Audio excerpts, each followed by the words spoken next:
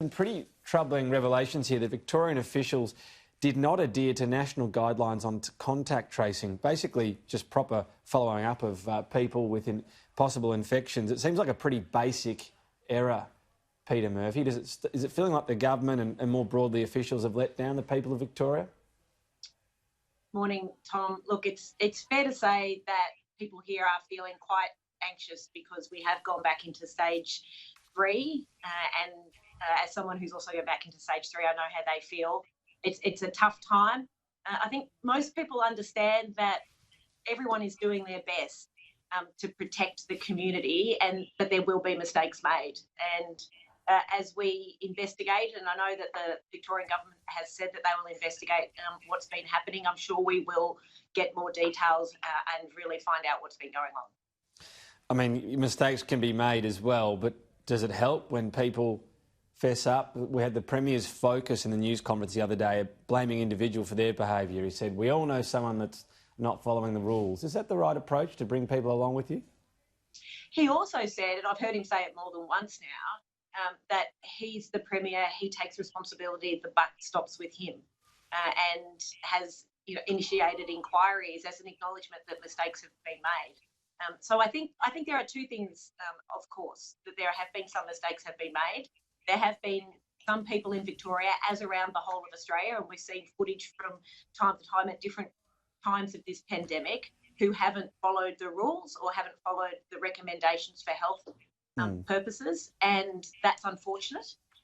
But there's also been a huge number of people who have made huge sacrifices and have done what they needed to do in order to not just protect themselves but protect other people, and a huge number of people who have stepped up and volunteered to help people who are more vulnerable than them. So there's been a wide range of behaviour, but I think most of the behaviour has been incredibly positive.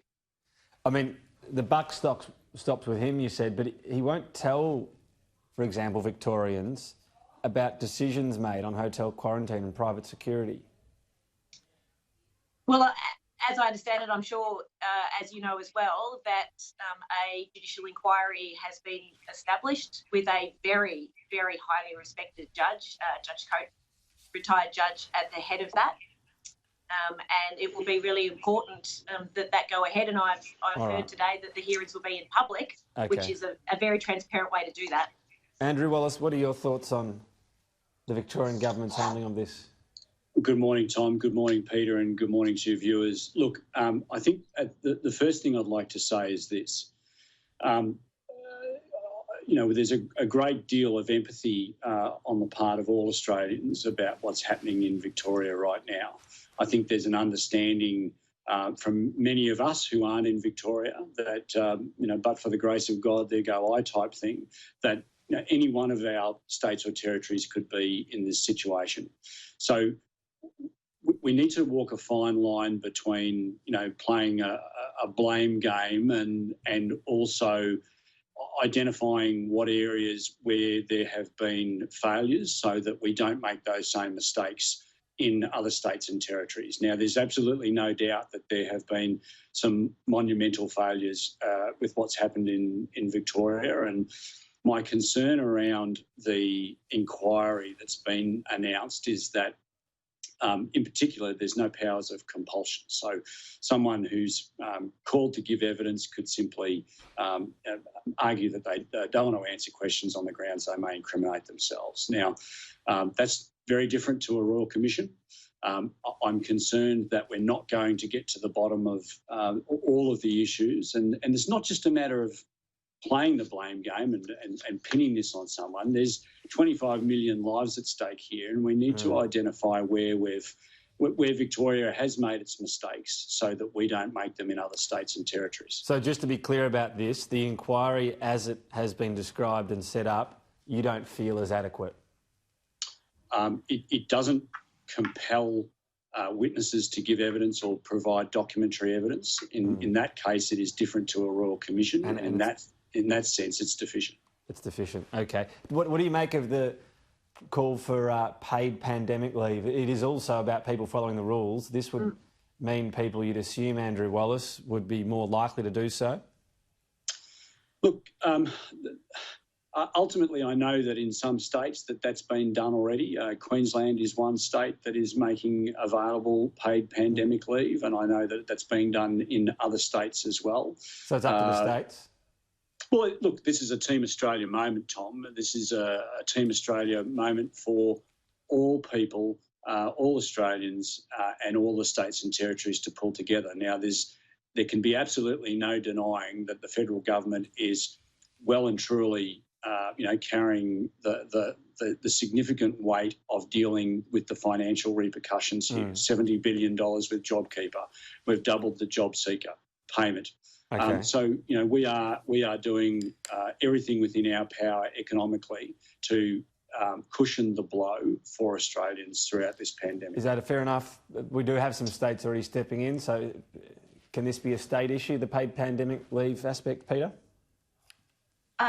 No, it's a Team Australia moment, except for those people who have been left behind by JobKeeper. So one of the serious cohorts of people left behind are the casuals, and are also the people who are often low pay, low in resources and need to work and will continue to work regardless of if they feel sick, not because they're irresponsible, but because otherwise they will be in very dire circumstances themselves. Well, now, we've had states step up, so it's within the remit of the states too to do this. Well, states can step up when the federal government fails to, but the federal government should be extending JobKeeper. And the other thing the federal government needs to do is be open with the Australian public about where we are heading post-September. Andrew and I are both on a House of Representatives inquiry into homelessness, and we heard evidence this week from witnesses about the fact that the rent eviction moratorium ends in September. JobKeeper is due to end. JobSeeker is due to snap back to $40 a day. And we are hearing research from the ANU of 1 in 7 Australians in rent or mortgage stress. And one of the witnesses described it as a perfect storm looking to hit us. Okay. So there's a lot that needs to be done. We've got the banks extending the aspect of mortgages and business loans, the defaulting on them, Andrew Wallace. Should there also be, with that, the extending of the moratorium on evictions? Well, Tom, the issue of moratorium of evictions is and the management of tenancies, residential tenancies, is the responsibility of the states and territories. Now, I don't say that to pass the buck. That's just the constitutional reality of the situation. Now, through the National Cabinet, the Prime Minister was able to secure an agreement amongst all of the states and territories to institute that moratorium on evictions. And look, that's due to expire in September. There's plenty of ground to cover between now and then. So, look, just on Peter's comment there about JobKeeper, the Treasurer and the Finance Minister will be making announcements on the 23rd of July in relation to the review that's been undertaken in relation to JobKeeper and JobSeeker. I think that, the Labor Party is very quick to say this is a Team Australia moment unless it doesn't suit their circumstances. Well, I just wanted to just get you finally, we're nearly out of time though. You must have a view listening to this evidence on the moratorium on evictions. I understand you need this agreement, but should this be something the PM's pushing for, an extension of that moratorium? Look, this needs to be played out. It's a very fluid situation. We wouldn't have necessarily forecast that Victoria would be in the same situation it is now a month ago. So it's very fluid. All right. All governments, Tom, all governments need to be very agile. Okay.